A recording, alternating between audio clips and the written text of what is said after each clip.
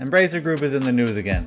Let's get into it. So Embracer Group is a company that's known to have a pretty tumultuous past of owning a bunch of different game development companies and selling them off and closing them and just having an all-around shitty time as far as a big giant Embracer Group publisher thing goes, or whatever you want to call them. Last year they announced that they were like splitting into 3 separate groups, having like Asmodee, Coffee Stain and Friends, and Middle Earth Enterprises and Friends be like these different entities within the company, and they would own different development companies inside of them and stuff like that.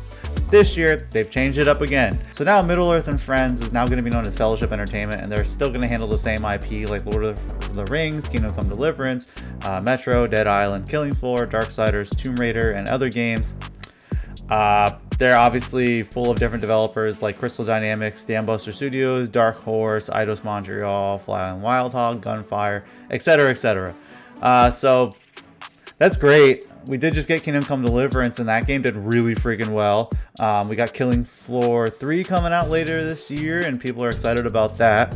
They did also announce back then that Coffee Stain and Friends was going to be set to focus on PC, but it looks like that's going to be spin off into its own like indie studio. And they did put out a statement saying, "We're really proud of everything we've built as part of Embracer, grateful for the support and trust we've received over the years.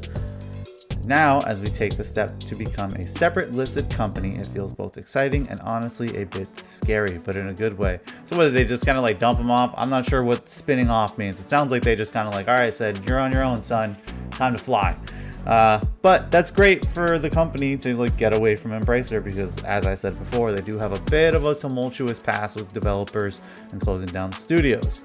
Even the CEO of Embracer put out a statement saying Coffee Stain Group has incredible talent, IPs, and communities. To date, it has been a true recipe for success. I'm confident in Anton's strategy and leadership and see a clear long-term opportunity in attracting and enabling partnerships with like-minded independent game developers and talents. If they get to spin off and do their own thing and just focus on making the games, I think that's all the better for them.